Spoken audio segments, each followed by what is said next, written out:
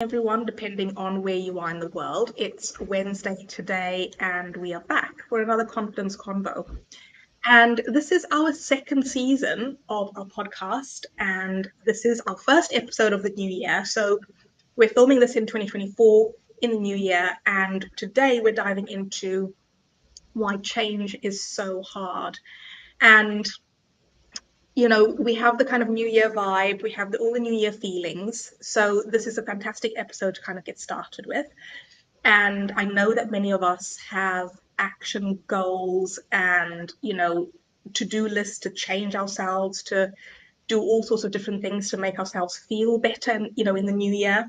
And, if you haven't listened to the last episode of season 1, which we filmed in December, please feel free to go and listen to that, because we talk about resolutions, we talk about New Year's, and we talk about all these things. So even if we put New Year's aside, change is really, really hard. And most of us find a way to resist it. And Joanna, I don't know if you have any kind of better ways of kind of explaining what happens in our bodies and in our brains as to why we kind of resist change. Yeah.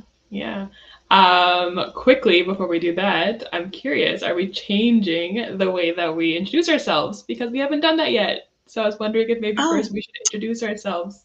that's a very good idea. I think we should do that. Yeah, I think so we much should do change, that. we couldn't keep track of it. Yeah, see, this is already like everything's just changing in the new year. So yes, I'd love to introduce myself. I am Davina Maria, and I'm a master coach and founder of the Restore Yourself Method and the host of Worthy Women Facebook group.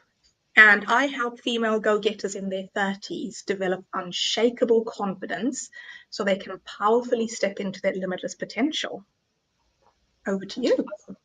Awesome. My name is Joanna Tonkin. I'm a registered psychotherapist and confidence coach. I am the founder of the Confidence Formula. I work with young adults to help them improve their self-confidence so they can become successful. Davina and I got together to create this for you because we are obsessed with all things personal development, and we strongly believe in the power of community and learning from one another. And just to clarify, we are not perfect at being confident all of the time. Like you, we move through our struggles and overcome obstacles and mindsets to continuously improve. So just think of us as guides by your side. Mm-hmm. Mm-hmm. So to answer your question, first, yeah, change is so hard. It's something that we all struggle with. It's something that all of my clients struggle with. So if you are struggling with change, just know that you are totally not alone. It is normal, and it is valid to have resistance to change. One of the things that I like to teach my clients is that our brain is actually adverse to any type of change. Mm-hmm. This is why. So basically, if you think about it, the brain has so many responsibilities. It controls our thoughts, it controls our memories, it controls our respiration and our heart rate, and it controls so much, right? And it's doing so much for us all of the time. And one of the things that the brain is primarily focused with, our reptilian brain is primarily focused with keeping us alive and keeping us safe. If we're not alive, we can't do all the wonderful things that human beings do, right? So in order to keep us safe, our brain likes to predict outcomes that will happen in the future. It likes familiar and comfortable environments. Think of it like your comfort zone, right? That's what we say a comfort zone is, something that you've experienced before, something that you're comfortable with. It likes keeping us in that space because it knows what's probably going to happen.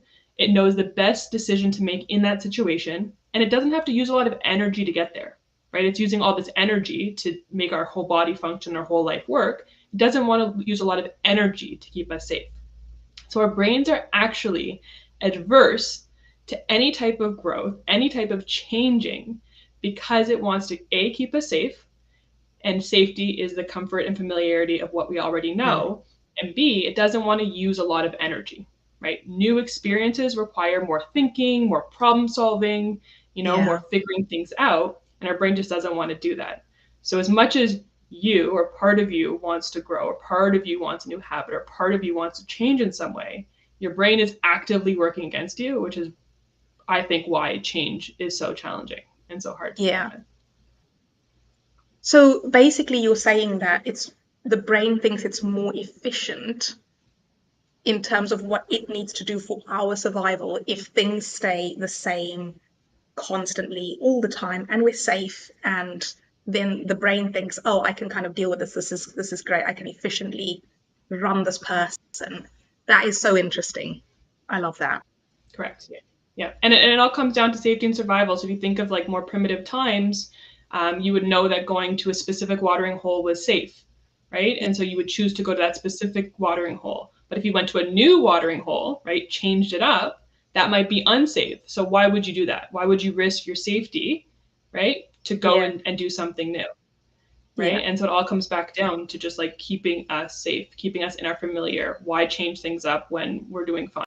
And then the stress that we feel when we're changing, our body doesn't like the stress. So it's like avoid the stress, avoid the discomfort.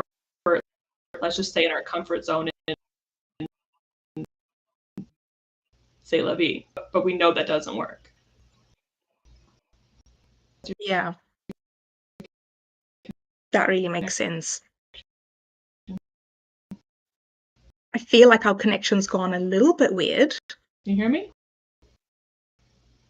I can now.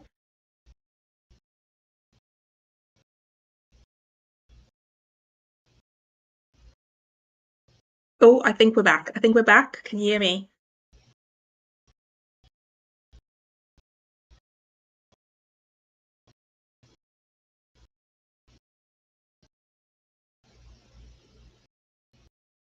Are you with me?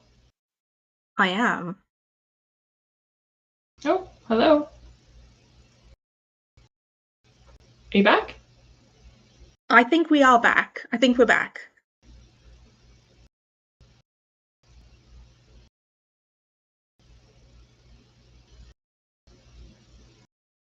Hello. I absolutely love this, by the way, because this is the beauty of being live. Can I just say that? Oh, thanks for naming that. All the fun challenges and trials and tribulations of being live on Facebook, social media. But I think we're back. I think we are back. Thank goodness for that.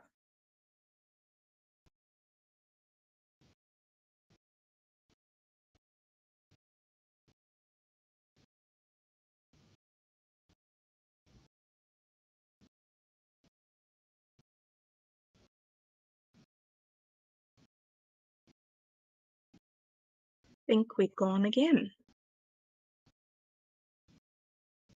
I don't quite know if it's Joanna's internet or mine.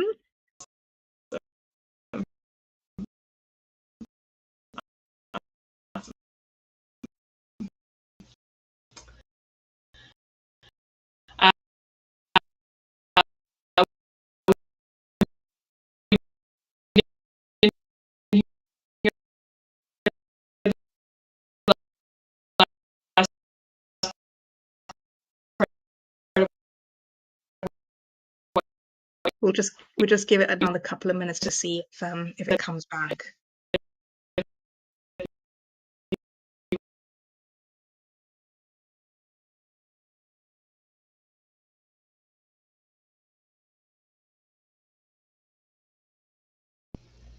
Can you hear me? I can hear you. Yeah, I think we're back. Let's not say it, because the last time we said that, it just went again. Okay. So we were just talking about how the brain is conversely related to us wanting to change and then changing habits and what we want to do. So I was just curious, what you thought about that. I love it, and I can see how that little bit of information can kind of feed into so many different aspects of our lives. I think that knowing that our brain just wants to keep us safe and look after us in that way, I think is amazing from a positive point of view, because your body is being efficient, your body is learning and your brain is learning, and as it learns, it sort of does things to keep you safe and look after you. And I think having that is amazing.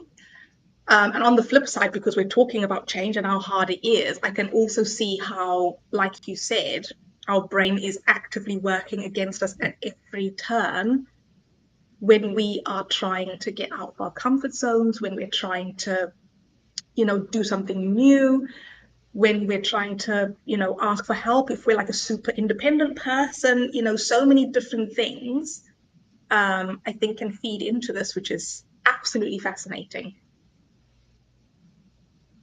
Mm-hmm. Definitely. And with what you just said, what comes to mind is this idea of like, even if we want to change and even if we can get our brain on board, a lot of the time we don't know what we don't know. Yeah. Right? We don't know what we need to do in order to start exercising or find that relationship or become more confident. We don't know the steps that it takes. And so not only is our brain working against us, we're actually unprepared for the steps that it's required. We might have like an idea of what we want, but we might not know how to get there. Right. And so without knowing how to get there, the journey becomes really overwhelming. Yeah. Yeah. And I think, the feelings that kind of come up when you're trying to do something new and your brain is kind of fighting against you, I think sometimes the feelings can be very uncomfortable, especially if they're not feelings that you feel on a regular basis. If you're not constantly trying to break out of your comfort zone, if you're only doing it once a year in January at New Year's because you've decided that this year you're going to join a gym again, and you only ever do that hard thing once a year, I think it can be really hard to almost like recognize what happens when you go against your brain. Totally. Kind of like how to get comfortable with the discomfort that will happen when you start to change. Yeah, 100%. And the more that you're right, the more that you try to put yourself out of your comfort zone, the more comfortable you get with some of that stress or resistance or fear, and you work through some of those emotions that are holding you back. Yeah, totally. So now that we know sort of what happens in our brain and how our brain kind of functions, how would you kind of help someone? And I know we've spoken about this in previous episodes, and obviously if someone hasn't listened to them, I guess we can kind of go over it really quickly again. But I know that we've spoken about neural pathways before. Mm-hmm. And I'm guessing that in terms of change and why change is so hard, I'm guessing that the neural pathways kind of come into that as well, and kind of changing the neural pathways. Mm-hmm. Yeah. So it kind of goes back to what I was sharing before about just the brain being trying to keep us safe. The brain is programmed in what it already knows, but knows that going to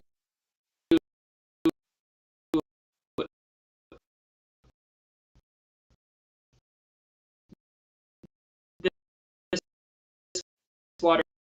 I think our connection may just have gone again.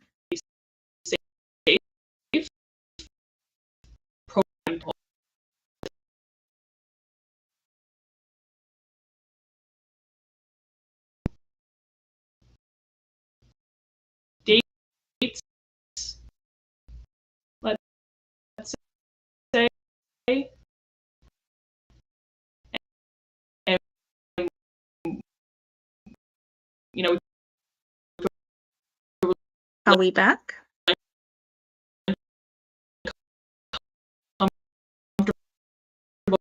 Going on dates whenever we think about programmed.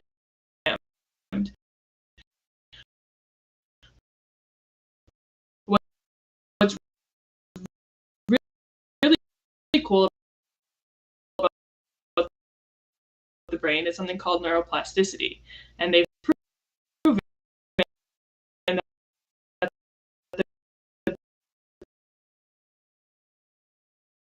Oh no, I think Joanna's actually just dropped out. So I just want to say that this is exactly what happens in your brain when you're trying to change. I think this is a fantastic thing that's just happened when we're talking about this, because we've just been talking about how the brain works against you, and as we're trying to record this podcast, our internet is working against us because we're trying to do something different, we're trying to change, and this is the exact kind of day-to-day real life example, I guess, of a picture of what happens in our brain when we try and change. So I do apologize for the technical difficulties, guys. This is exactly what happens when we go live.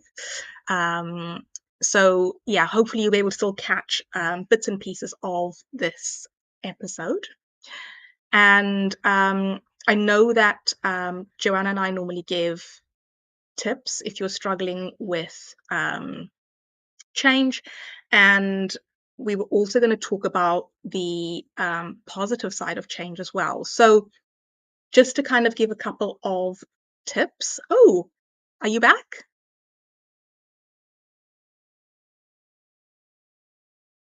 Can you hear me? Yes, I can. Yay! I literally just said, as you disappeared off the screen, I was like, this is a real life visual representation of what the brain does to you when you try to change. It literally works against you. You know, in this case, the internet is what the brain is trying to do to keep us safe. And it's disrupting the connection that we have so that we cannot record our podcast. And we cannot allow you to do the change that you so desire. Yeah, how funny is it that this has happened on this episode? Yeah, it's great. It's great. Yeah, So I was just in the middle of talking about some of the tips and strategies that I use with my clients to help them perfect. move towards change. How do you feel about talking about some of those things? Yeah, just before you came back, I had started doing that as well. So I think we're on the same page. So fantastic. You go first. Great. So I was just talking, one of my first strategies was to start small, right? Have like Mm-hmm. less is more. Instead of focusing on all the areas of your life, try focusing on one. Choose a place that Yeah. start and start taking small steps in that direction. Mm-hmm. Wondering what you suggest. I would always say, think about your reason why. Hmm. So, you know, I think about myself and I go to the gym with a friend. And this morning I said to her, I said, why is it so hard to get up in the morning and get to the gym? And we had a conversation about it. And I think the reason why we go to the gym is what keeps us going. Because let's be honest, at 7 o'clock in the morning, when it's dark outside and it's freezing cold, it is so much easier to think, I'm not going today. It's warm in my bed. I'm just going to like sleep for another hour and then I'll get up and then I'll start my day. So for me, it's always thinking about your reason why, because that is the reason that will push you towards, do you know what, I am going to get up and I'm going to do it because I have a reason why I'm doing it. Mm-hmm. Yeah, great, great. I love that too. Another thing that I kind of talk about with my clients is to view change as an experiment instead Hmm. of being, critical if you don't get the results that you want. Consider Yeah. it an experiment. I'm gonna try to eat healthy today. I'm gonna try to go on a date and have a little bit more fun this time. I'm Mm-hmm. gonna try to participate more in a work meeting. I'm going to, and so whatever it is that you're trying, consider it an experiment, and it can go horribly wrong, and it can be just like it was in the past. But be open to the possibility of it maybe being a little bit different. And if it Yeah. is not comfortable, if it isn't pleasant, maybe don't be so hard on yourself. Knowing that change is really Yeah. hard, your brain's working against you, and kind of avoid that self-criticism, which just adds more shame, more fuel to the fire.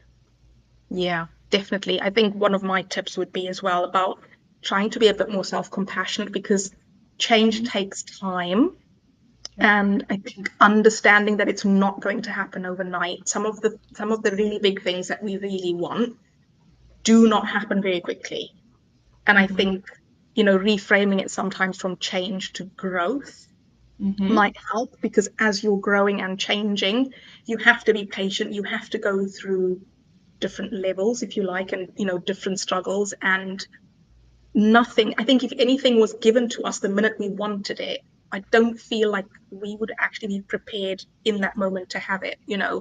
If you just think about something really huge that you want right now, sometimes wanting it is great, but then you've got to kind of work towards having it. Mm-hmm. Yeah, agree with that. And I always talk about it in terms of like 1% growth is still growth. Yeah.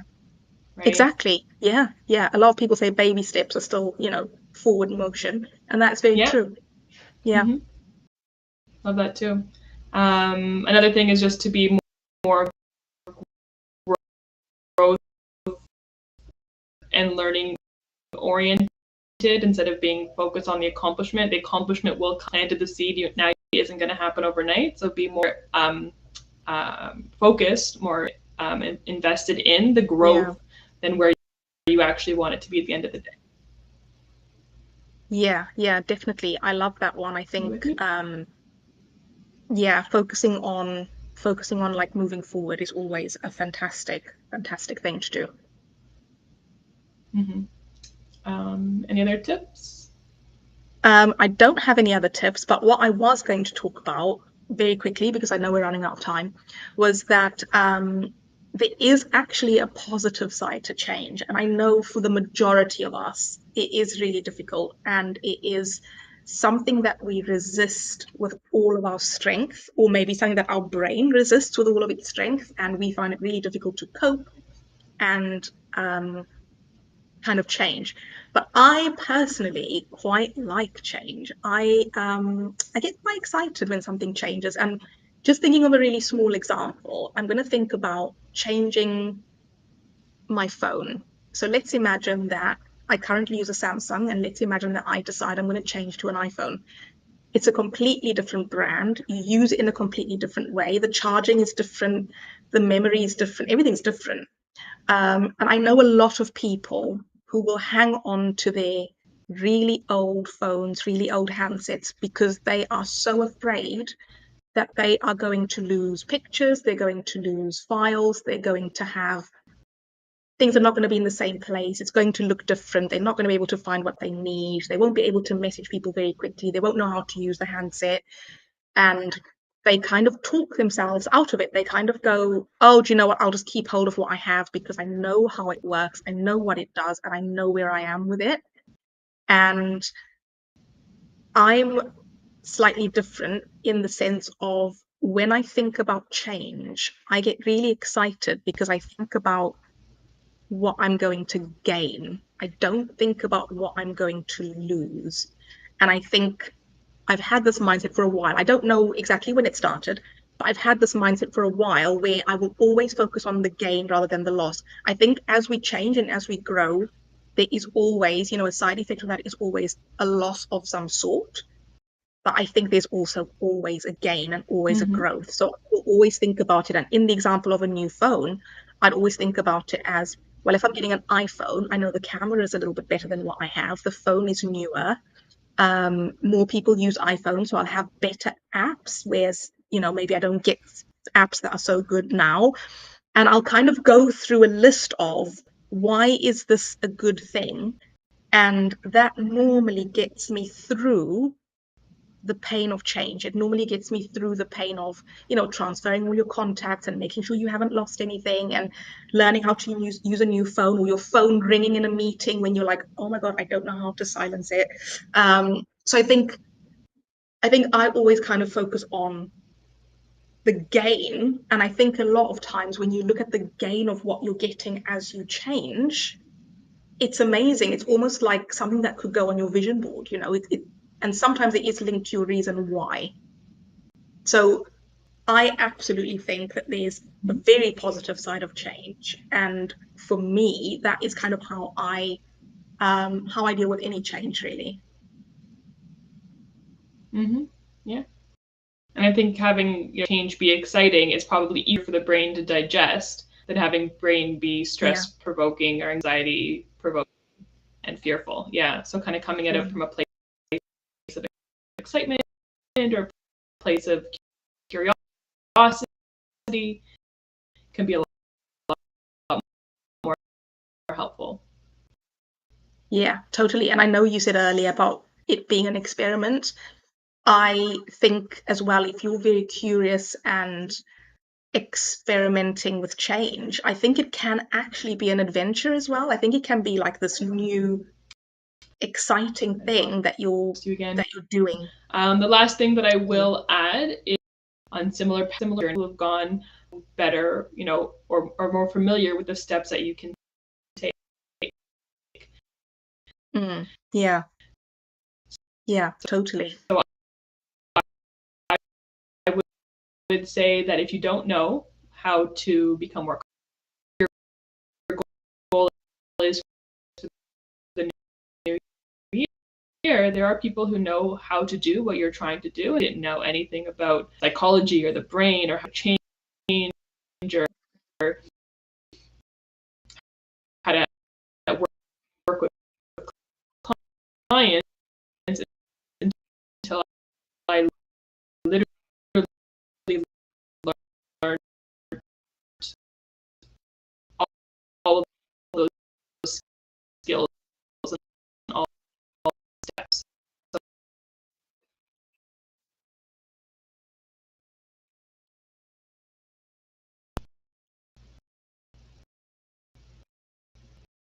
I think our connection is gone again.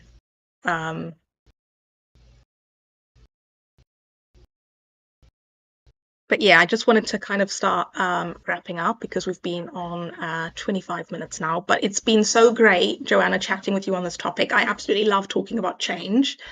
And we will be back in 2 weeks' time to talk about another topic, and we'll be back with another episode. Fully Oh, back yet, but it as